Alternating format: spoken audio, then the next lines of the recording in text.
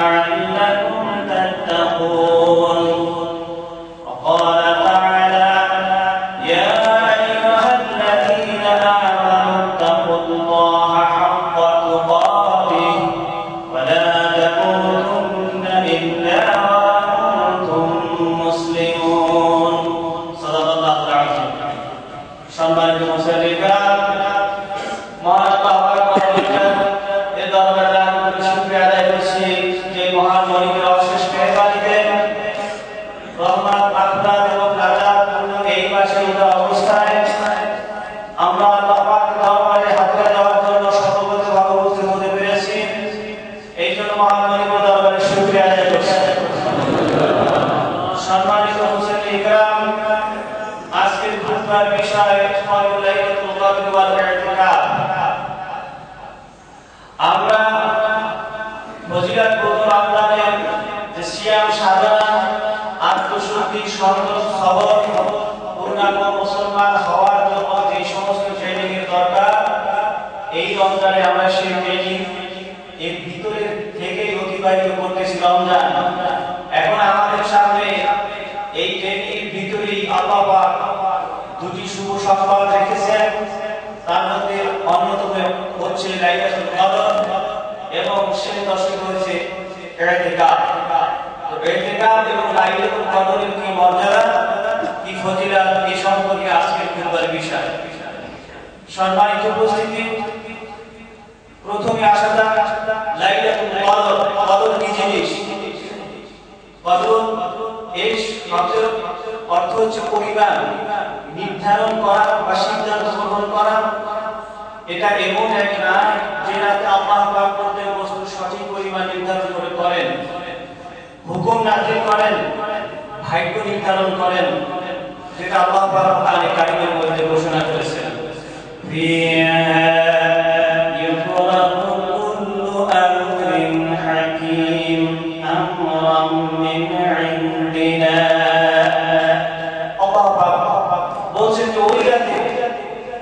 আমি বাস্তবসম্মত বিজ্ঞানোচিত সিদ্ধান্ত সমূহ দিয়ে থাকি আর এই সিদ্ধান্ত আমি আল্লাহর পক্ষ থেকে ফয়সালা করি নির্ধারণ করে দিয়ে থাকি দুই নম্বরে কদরের অর্থ হচ্ছে কল্যাণপূর্ণ মহত্ব ও শ্রেষ্ঠত্ব এই মহত্ব এবং শ্রেষ্ঠত্ব এই ফজিলত যেই কারণে সেটা হচ্ছে যে এই রাতে আল্লাহ পাক বিশ্ববাসীর জন্য সবচেয়ে শ্রেষ্ঠ সম্পদ আল কোরআনুল কারীম নাযিল করেছেন এই জন্য এই রাতে মর্যাদা এত বেশি লাইলাতুল কদর খায়রুম মিন আলফি শাহর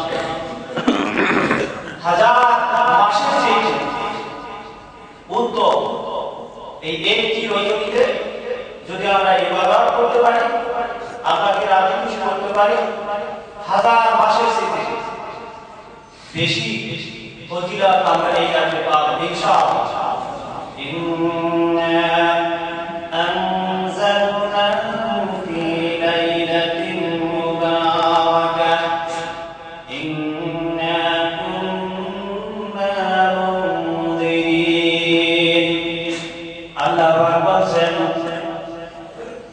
হাজার মাসের যে উত্তম এই রজনীটাকে কেন মর্যাদা দেওয়া হলো এই রজনীটার বরকত এবং কল্যাণ এত বেশি কেন বৃদ্ধ হলো আল্লাহ পাক নিজে ঘোষণা করেছেন যে এই রজনীতে আমি কোরআন নাযিল করেছি বিশ্ববাসীর জন্য এটা অত্যন্ত ফজিলতপূর্ণ আমার ভাইরা আমরা সবাই জানি চাঁদের দিবসে কোনো আলো নেই সূর্য থেকে আলোটা সে গ্রহণ করে সূর্য থেকে সে আলো গ্রহণ করে এই আলোটা আবার পৃথিবীতে ছড়িয়ে দেয় এই রমজানের মর্যাদা এই রাতে কত ফজিলত এটা সম্পূর্ণ হয়েছে কোরআনুল কারীমের কারণে ফেরেশতাদের মধ্যে সর্বশ্রেষ্ঠ ফেরেশতা হচ্ছেন জিবরিল আলাইহিস সালাম তাও হয়েছে তিনি কোরআনকে রাসূল সাল্লাল্লাহু আলাইহি ওয়াসাল্লামের কাছে বহন করে আনার কারণে কোরআনকে জানিয়ে রাখা হবে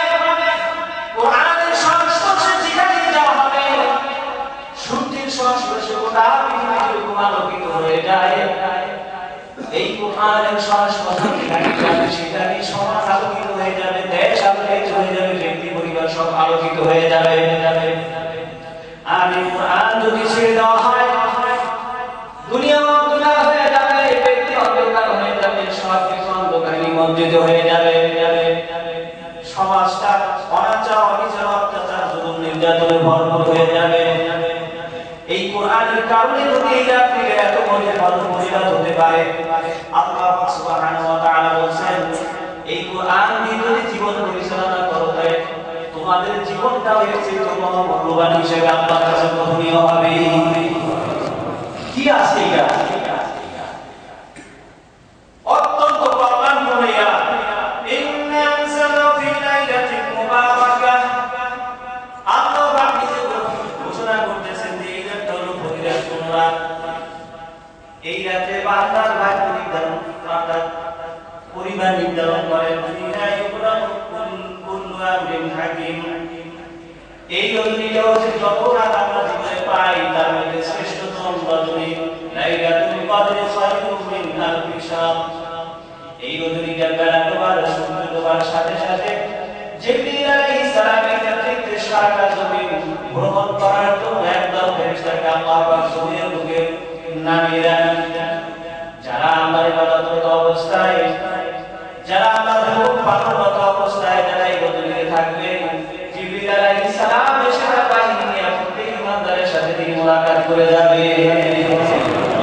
তানাজ্জালুল মালাইকাতু ওয়া রূহু ফিহা বিইذনি রাব্বিহিম মিন কুল্লি আমর। আর এই রজনী আল্লাহ পাক একটা পরিবার ঘোষণা করেছেন, রহমত, মাগফিরাত এবং নাজাত, জান্নাত থেকে নাজাতের ঘোষণা এই মাস। আল্লাহ পাক বলেন, রাসূলের মাধ্যমে বলেন, যারা এই দুনিয়ার অংশে নিজেদের জীবন পরিবর্তন করতে পারেনি, গুনাহ মাফ করতে পারেনি, অন্তত কদরের রাতে যদি তারা আমার কাছে আমি ক্ষমা চাই, ইবাদতের মাধ্যমে আমি আল্লাহ পাক তাদেরকে ক্ষমা করে দেওয়ার জন্য প্রস্তুত আছি। মান ক্বামা লাইলাতুল কদর ঈমানান ওয়া ইহতিসাবান গুফিরা লাহু মা তাকাদ্দামা মিন যামবিহি মুত্তাফাকুন আলাইহি। রাসূল সাল্লাল্লাহু আলাইহি ওয়াসাল্লাম ঘোষণা করেছেন, যে ব্যক্তি ঈমান এবং সওয়াবের আশায় এই রজনীকে ইবাদত করবে, তার পিছনের সমস্ত সগীরাগুলো আল্লাহ পাক মাফ করে দেন। এখন এই রাত এটা কিভাবে পাওয়া যাবে? আমাদের দেশে দেখা যায় যে 27 রজনীকে আমরা নির্দিষ্ট করে দিই। যদি ব্যাপারে দলিল একটা আছে, তার থেকে বেশি হচ্ছে শহীদ মানে নিশ্চিতভাবে পাওয়ার জন্য রাসূল সাল্লাল্লাহু আলাইহি ওয়াসাল্লাম বলেছেন, ওয়া তাহাররাত লাইলাতুল কদর ফিল আশরিল আওয়াখির মিন রমাদান মুত্তাফাকুন আলাইহি।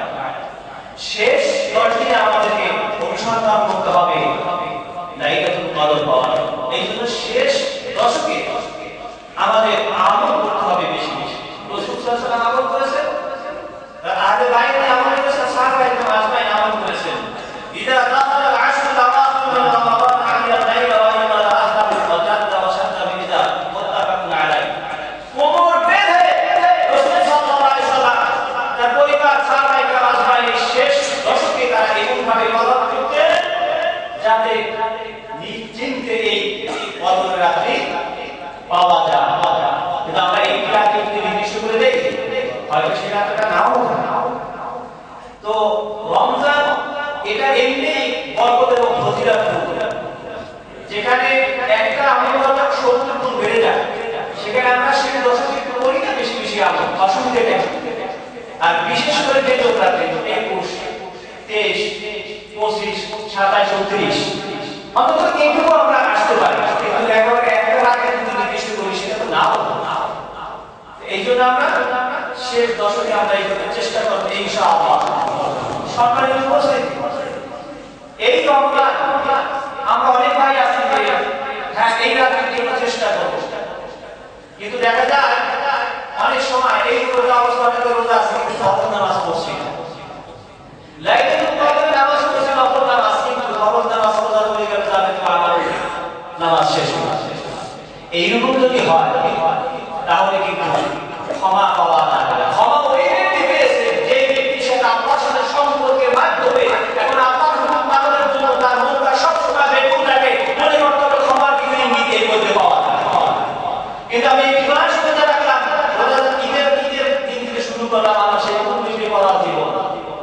কি আমার ক্ষমা করেছে বলে মনে হবে? কারণ আল্লাহর সাথে বান্দার সাথে যে একটা সম্পর্ক হবে সেটা আল্লাহর হুকুমের বিপক্ষে জীবন চালাতে পারে না। এই জন্য আমাদের ফরজ নামাজগুলি বাধ্যতামূলক জামাতের সাথে আমাদের পড়তে হবে ইনশাআল্লাহ। তাই যদি করতে পারি তাহলে আমাদের গুনাহসমূহ মাফ হওয়ার সম্ভাবনা আছে। আর কবিরা গুনাহ থেকে আমাদের অবশ্যই তওবা করতে হবে আল্লাহ। তো এইটা যে ভাষাটা বলে দোয়া করলে আমরা গুনাহসমূহ মাফ করে সে ব্যাপারে রাসূল সাল্লাল্লাহু আলাইহি ওয়াসাল্লামের কাছে জিজ্ঞাসা করা হয়েছিল যে কি বলে আমার কাছে দোয়া চান। রাসূল সাল্লাল্লাহু আলাইহি ওয়াসাল্লাম বললেন আল্লাহুম্মা ইন্নাকা আফুউন তুহিব্বুল আফওয়া ফা'ফু আননি রাওয়াহু তিরমিজি। যে হে আল্লাহ তুমি তো ক্ষমা করতে পারো, তুমি তো ক্ষমা করেই দিবে। আর ক্ষমা করাটা তোমার জন্য খুবই মহব্বতের বিষয়, তুমি ভালোবাসো বান্দাকে ক্ষমা করে দেওয়ার জন্য। আমি বান্দা জীবনের সব গুনাহ মাফ করে দিয়েছি। চোখের পানি ফেলে আল্লাহর কাছে সারেন্ডার করতে হবে। আল্লাহ আমি হাজির, আমাকে এখন মাফ করতে হবে।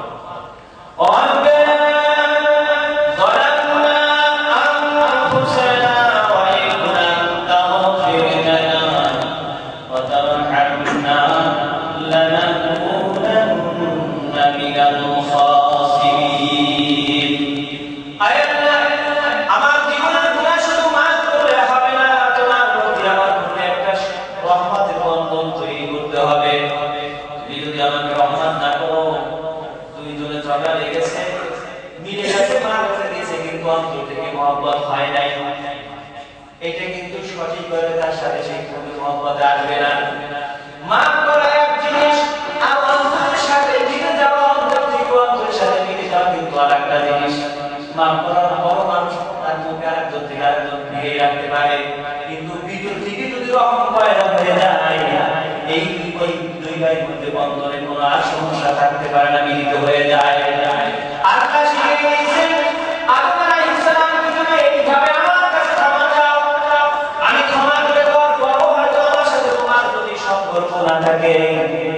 আল্লাহ সেখানে বাড়িতে ইব্রাহিম আদম আলাইহিস সালাম আল্লাহর কাছে ক্ষমা চাইলেন, আল্লাহ সেইভাবে ক্ষমা করে দিলেন এবং রহমত করলেন, দয়া করলেন। আমাদের তো সেইভাবে আল্লাহুম্মা ইন্নাকা আফুউন তুহিব্বুল আফওয়া ফা'ফু আননি এইভাবে দোয়া করতে হবে। সম্মানিত উপস্থিতি, এই রমজানে বিশ্বব্যাপী একটা জান্নাতি পরিবেশ, ইসলামিক পরিবেশ বিরাজ করছে। মসজিদে নামাজের সংখ্যা বেড়ে যাচ্ছে, আপনার রোজাদারের সংখ্যা বেড়ে যাচ্ছে, কোরআন তেলাওয়াত বেড়ে যাচ্ছে, দান সদকা বেড়ে যাচ্ছে, ধৈর্য, সহিষ্ণুতা, সবর, আত্মসংযম, আত্মশুদ্ধি ইত্যাদি সব কিছু বেড়ে যাচ্ছে। যাচ্ছে কিনা? প্রকৃতপক্ষে আল্লাহ বুঝে বলেছেন এই নবীকে যে কোরআন নাযিল করা হয়েছিল, আল্লাহ পাক বলেন ফামান শাহিদা মিনকুম শাহরা ফালিয়াসুম। এই কোরআন কারিমের মধ্যে একটি আয়াতের একটা হুকুম, রোজা থাকো যদি রোজার মাস তোমরা পাও। একটা হুকুম পালন করার ক্ষেত্রে গোটা বিশ্বব্যাপী যে সুন্দর জান্নাতি পরিবেশ আমরা ভাই ভাই হয়ে গেছি। আল্লাহ পাক বলেন আমার একটি আয়াতের একটি হুকুম পালনের মাধ্যমে সব বিষয় পালন করে যদি সুন্দর পরিবেশ হয়ে যায়, এই কোরআনুল কারীমের শুরু থেকে শেষ পর্যন্ত যদি গোটা মুসলিমদের জীবনে যদি বাস্তবায়িত হয়ে যেত, বাস্তবায়ন করতে বান্দারে এই জমিটা তোমাদের জন্য জান্নাতের বাগিচায় পরিণত হয়ে যেত। কথা ঠিক কি না? একটি হুকুম, একটি আয়াতে সেই একটি হুকুম সম্মিলিতভাবে পালন করতে গিয়ে গোটা বিশ্বব্যাপী একটি সুন্দর পরিবেশ আমরা পেয়ে গেছি, পাইছি কিনা? সেইভাবে যদি আমরা এই কোরআনকে পূর্ণাঙ্গভাবে অনুসরণ করতাম তাহলে আমাদের জীবন কি পরিমাণ শান্তির স্বস্তিতে আসতো সেটা যারা এই কোরআনের কাছে আসছেন তারাই বুঝতে পারবেন, যারা প্রতিষ্ঠা করে গেছেন সোনার ইতিহাস তারাই বুঝতে পারবেন। কারণ এই সোনার ইতিহাস যারা ঘুরে গিয়েছিলেন, প্রথম রমজান যখন ফরজ হয়েছিল আমাদের শত্রুর অভাব নেই, সেই রমজানে তাদেরকে নিশ্চিহ্ন করে দেওয়ার জন্য, এই মুসলিম মিল্লাতকে নিশ্চিহ্ন করে দেওয়ার জন্য, কোরআনের বাণীকে বাণী থেকে নিভে দেওয়ার জন্য তারা আমাদের উপরে ছাপিয়ে পড়েছিল সেই বদর যুদ্ধের ইতিহাস। আজকে তো আমরা নিশ্চিন্তে রোজা রাখতেছি, আমাদের কোনো বিরোধী নাই। আমার ভাইরা খুববার করে ইনশাআল্লাহ সেই বদর যুদ্ধের ইতিহাস এবং বাতিলের পার্থক্যকারী স্মরণীয় শিক্ষণীয় ইতিহাস সম্পর্কে আজকে তাফসীর হবে ইনশাআল্লাহ। যাদের সময় আছে নামাজের পরে বসবেন, আমাদের ইতিহাস জানা দরকার।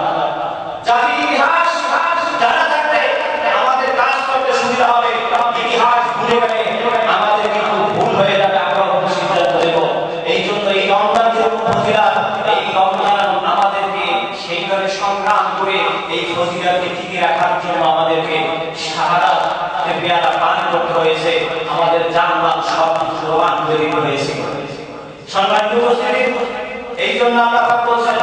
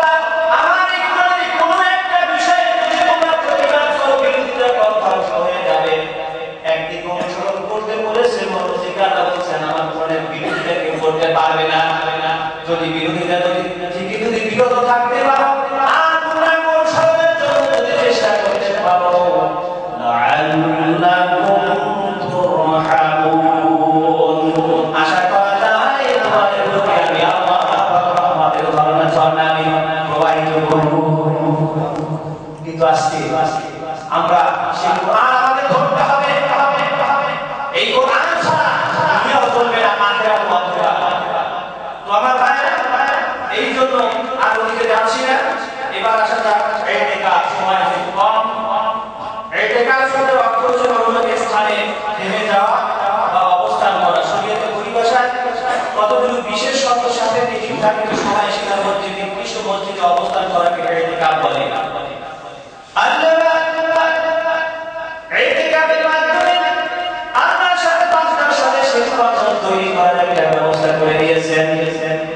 মসজিদের দিকে সীমাবদ্ধ করে দেওয়া হলো শুধু একমাত্র আল্লাহর জন্য। আল্লাহ পাক ইব্রাহিম আলাইহিস সালাম যখন বাইতুল্লাহ নির্মাণ করলেন, আল্লাহ পাক জানিয়ে দিলেন তাদের কাছে অঙ্গীকার নিলেন এই ইতিকাফ নামাজি ওয়ালা এদের জন্য তুমি মসজিদটাকে পরিষ্কার রাখবে। ওয়াইদিনা ইলা ইব্রাহিম ওয়া ইসমাঈল